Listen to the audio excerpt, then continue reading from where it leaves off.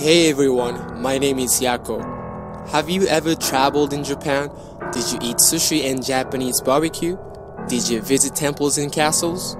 Did you enjoy events for anime or comics? If you did, you must know the bright side of Japan very well. However, I would like you to know the dark side of Japan. On this channel, I'm gonna talk about haunted places and terrifying stories that happened in Japan. If you want to know more about it, please make sure to subscribe and thumbs up.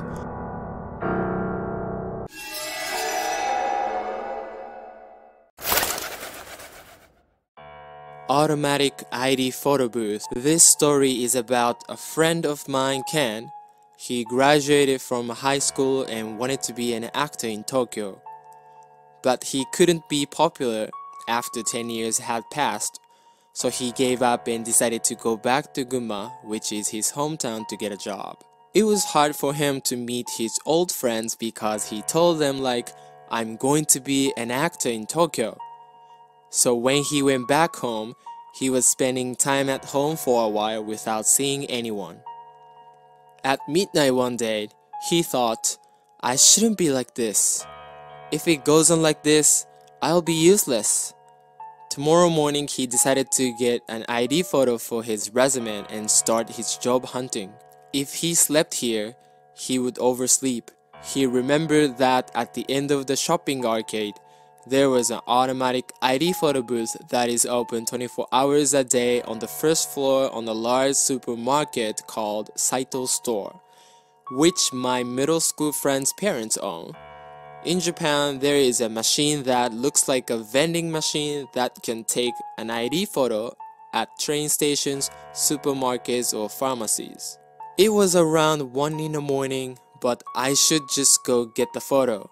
Ken decided to walk to the shopping arcade late at night and headed for Saito Store.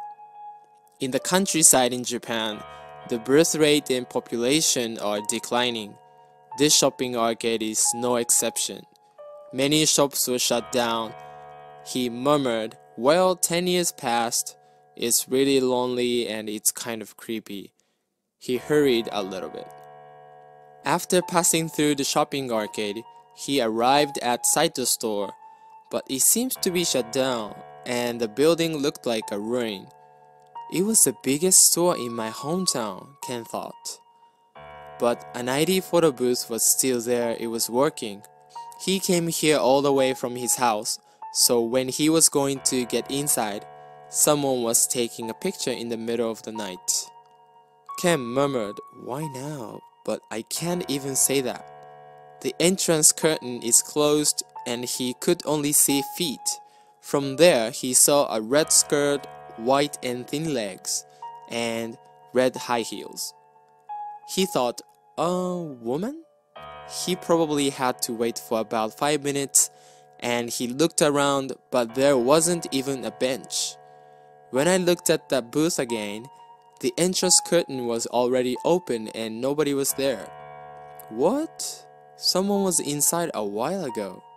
Ken felt chills on his back but couldn't go back home. He went inside of the booth, closed the curtain, adjusted the height of the chair, put in money, and adjusted the screen. He pressed the ready button.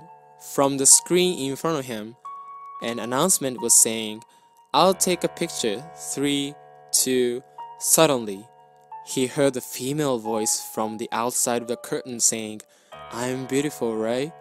I'm beautiful, right? He was frightened and he saw a human figure beyond the curtain. He couldn't move because he had so much fear.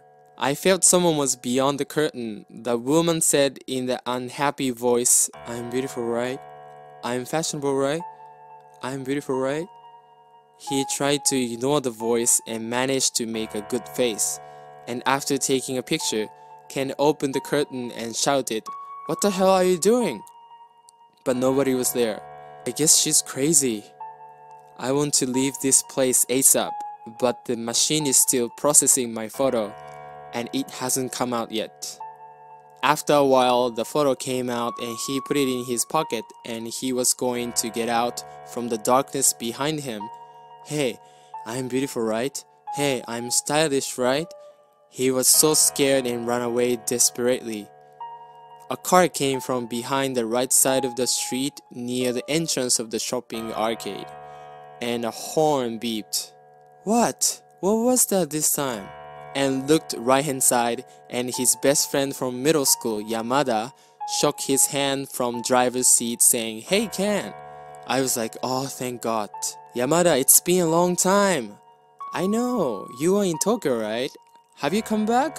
Yeah, I gave up on my dream. I was hesitating to tell you. This area has changed, hasn't it? They started the conversation. Is Saito's store shut down? Well, didn't you know, Ken? It was pretty crazy, so it was on news too. He asked. I don't know at all. What about it? Yamada answered. How should I start off this? When we were in junior high school, you remember our classmate Yoshida? An antisocial girl? Oh, I did. She was very shy. That's right.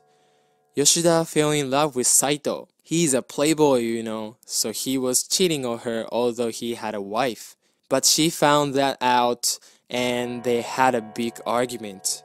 It was just a rumor, but he took it out on her and told her like, ugly, have you seen your face in the mirror? You gotta wear more fashionable clothes. It's your fault if my wife broke up with me. Blah blah blah. That's why Yoshida got mental illness and stayed home for a while and stopped going out. Eventually, Saito apologized to his wife and she forgave him. That's a terrible story. Yamada said, about a year later, on a very hot summer day, during the daytime, Yoshida came into Saito's store with a screaming voice, and she put gasoline on her body from her head and killed herself. Because of that, customers didn't come to the store, and Saito couple divorced. The store was shut down and he's missing now. Ken was like, that's what happened. Oh, a few minutes ago, I saw the red dress from Saito's store. Oh, you knew it? Right. Yoshida came in a red dress, put gasoline from her head, got burned and she died. Ken was terrified and then he checked the photo in his pocket. It was not the photo of him. It was the photo of burned face.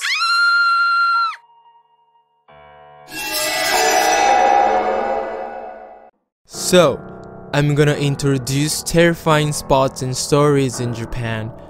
When you visit Japan, you shouldn't really go to those places.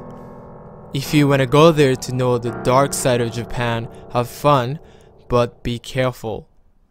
Please leave your comment below if you already visited one of them. Suzugamori Execution Grounds, 256 Minami-Oi, Shinagawa-ku, Tokyo. It takes 10 minutes walk from Keihin Kyuko Line, Tachiaigawa Station.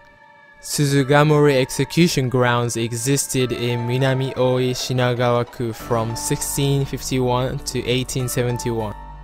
They don't have accurate records, but it's said that 100,000 to 200,000 criminals, including about 400,000 victims of false charges, were executed by cruel ways such as impalement.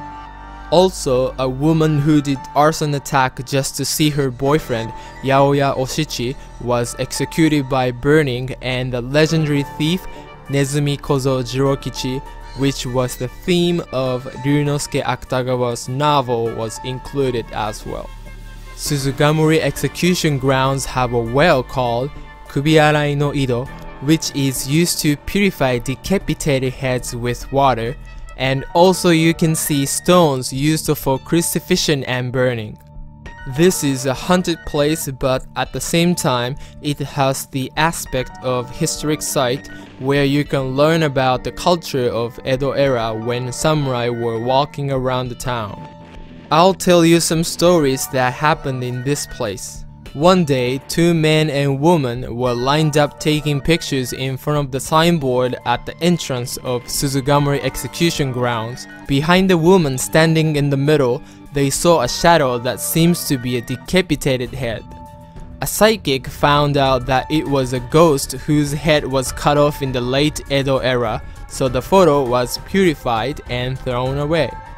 At midnight, when you pass the road of the prison, the spirits of executed criminals show up. Traffic accidents often happen at the intersection of Suzugamori into entrance. Some drivers witnessed spirits as they passed. If you take a picture at the well, Kubiarai no Ido, ghost will be in the picture. You will be cursed if you take off the wire mesh over the well. Something like that. So, apparently, the many spirits sleeping here are subsided thanks to the lining of the memorial towers. This has many spirits who have died in vain even though they already rest in peace. Please do not visit just for fun purposes. Thanks for watching. I'll see you on the next video.